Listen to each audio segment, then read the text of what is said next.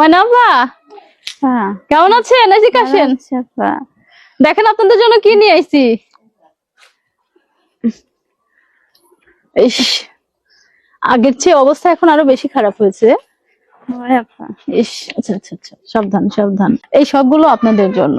আচ্ছা বাবা, অনেক খুশি হয়েছি আমরা, অনেক অনেক খুশি হয়েছি। এই রমজান মাসে আপনারা একটু ভালো থাকবেন, একটু ডাল ভাত খাবেন, এটাই আমার পক্ষ থেকে চাওয়া, এবং এর জন্যই এত কষ্ট করে এখানে আসা। দোয়া করবেন আমাদের জন্য যেন এই কাজটা অব্যাহত রাখতে পারি এবং পুরো মাস ব্যাপী যেন আমরা মানুষের পাশে দাঁড়াতে পারি। আমরা দোয়া করি আপনারা অনেক অনেক পাশে থাকবেন, সাহায্য করবেন। আমরা অনেক অনেক খুশি হয়েছি আমাদের এই জন্য দেওয়ার জন্য। আলহামদুলিল্লাহ। প্রিয় ভাই বোন, দুইটা বোনেরই একই অবস্থা, অসহায় দিনমজুর বাবার যে কত কষ্ট হয় এটা আসলে বলে বোঝানোর না। তারপরে আবার তাদের কিন্তু এই বোনটার বিয়ে হয়েছিল, সন্তান আছে, আপনারা সব গল্পই জানেন। তো এখন কথা হচ্ছে আমাদের পক্ষ থেকে না হয় সামান্য এই বাজারটুকু দিলাম, তা দিয়ে হয়তো বা কয়েকদিন যাবে, কিন্তু পরবর্তীতে কি হবে তার দায়িত্ব কিন্তু আপনাদের।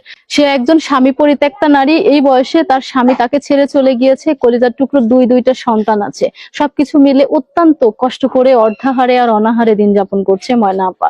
এটা কিন্তু জান্নাতেরই বোন, বড় বোন, অত্যন্ত অসহায় এবং নিডি একটা পরিবার। অনেকেরই কমপ্লেন, আমি জান্নাতের ভিডিও কেন বারবার করি, কেন তাদের কাছে যাই। জান্নাতি, তুমি বলো যে আসলে তোমার কাছে আমরা এই যে প্রতিবার আসি, এটা আসলে তোমাদের কেমন লাগে? আলহামদুলিল্লাহ, অনেক ভালো লাগে। আপুরা আসে, আমার সাহায্য করে, অনেক ভালো লাগে। এইটাই, জাস্ট এইটার কারণেই আমি আসি। তো যাই হোক, কিছু খারাপ লোকে হয়তো বলবেই, এটা আমার আসলে যায় আসে না। তারপরও অসহায় পরিবারগুলোকে পাশে থাকতে চাই, জান্নাতের পাশে থাকতে চাই, ময়না আপার পাশে থাকতে চাই। আমি আবারও আসতে চাই তাদের বাড়িতে। ফুটফুটে সুন্দর দুই বোনেরই একই অবস্থা। আমি যদি আপনাদের একটু দেখাই ওদের কি অবস্থা, এই যে দেখেন,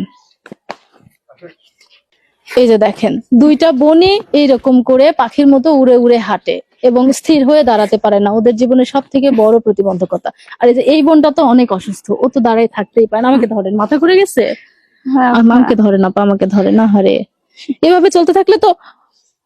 আপা ঠিক আছেন আপনি? আচ্ছা ঠিক আছে,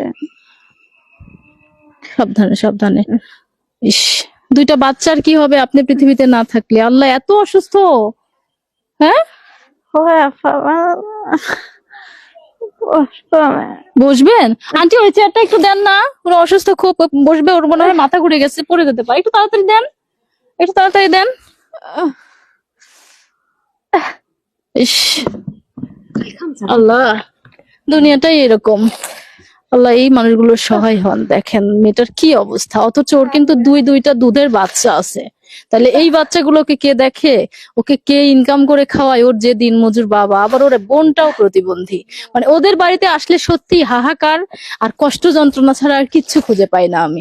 নিজেকে সামান্য মনে হয়, আরো ছোট মনে হয়। যদি ওদের জন্য আরো কিছু করতে পারতাম